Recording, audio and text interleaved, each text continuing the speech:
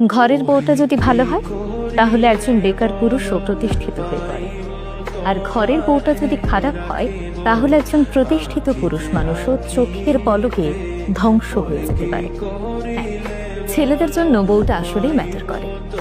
ঘরের বউটা যদি ভালো হয় তাহলে দেখবেন একজন বেকার পুরুষও ধীরে ধীরে সফলতার দিকে এগিয়ে যাচ্ছে, কারণ একজন জীবন সঙ্গিনী শুধুমাত্র পাশেই থাকে না, বরং তার অদৃশ্য শক্তি দিয়ে স্বামীর সকল হতাশাগুলো দূর করে তাকে সফলতার দিকে নিয়ে যায়।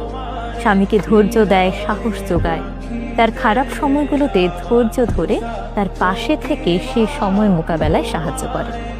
ফলে ছেলেরা ভেতর থেকে অন্যরকম একটি শক্তি অনুভব করে, আর এই শক্তি তাকে ঠেলে সফলতার দিকে নিয়ে যায়।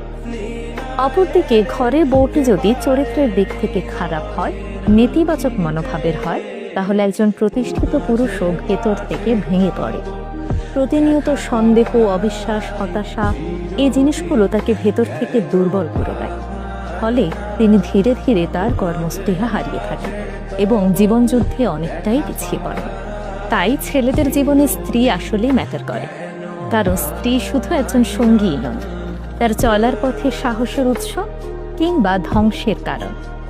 একটি সম্পর্কের সৌন্দর্য তখনই ফুটে ওঠে যখন একজন আরেকজনের শক্তি হয়। তাই বিয়ে শুধুমাত্র সামাজিক দায়িত্ব নয়, বিয়ে জীবনের সবচেয়ে গুরুত্বপূর্ণ সিদ্ধান্ত। তাই এমন একজনের হাতেই নিজের ভবিষ্যৎ তুলে দেবেন যাকে আপনি বিশ্বাস করতে পারেন। এমন একজনকেই বেছে নেবেন যার কাছে আপনার স্বপ্নটা তার স্বপ্নের মতোই গুরুত্বপূর্ণ।